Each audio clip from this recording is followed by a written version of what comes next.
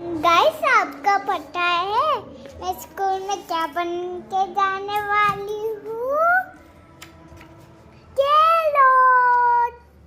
और ये देखो गाजर। इसको से बोलना है कैरोट को गाजर कहते हैं।